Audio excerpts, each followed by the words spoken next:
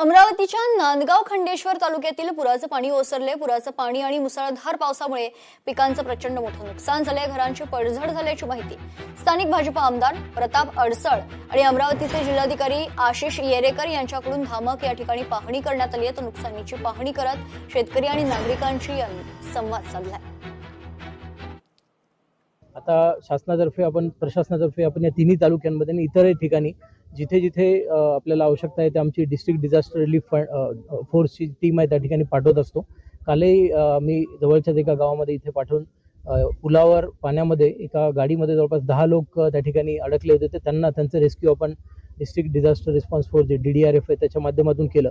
तर अतिशय अलर्ट मोडवर सगळं प्रशासन आहे। आता जे नुकसान त्या ठिकाणी झाले, पिकाचं नुकसान झालेलं आहे त्याचे पण आम्ही पंचनामे करतोय। काही ठिकाणी जमीन खरडून गेली त्याचे पंचनामे करतोय। सोलारचं देखील नुकसान शेतकऱ्यांचं झालेलं त्याचे पंचनामे करतोय आणि शासन निर्णयानुसार आम्ही निश्चित त्याच्यामध्ये मदत जी आहे ती तात्काळ करू।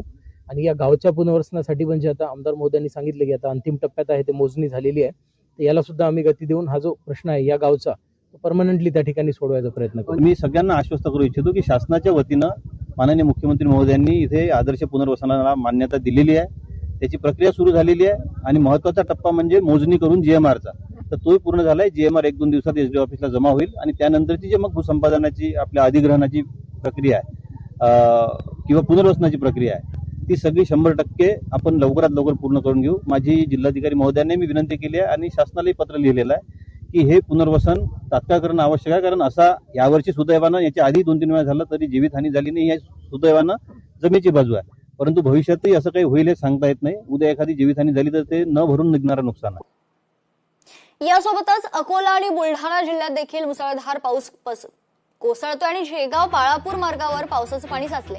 पुरामुळे शेगाव बाळापूर मार्गावरील वाहतूक ठप्प झाली आहे। शेगावच्या श्री गजानन महाराजांच्या दर्शनासाठी जाणाऱ्या भाविक बाळापूर शेगाव रस्त्यावरील नाल्याच्या पुरामुळे खरं तर अडकून पडलेले आहेत, तर दुसरीकडे शेतात 3 फूट पर्यंत पाणी साचल्यानं अनेक पिकं पाण्याखाली गेली आहेत।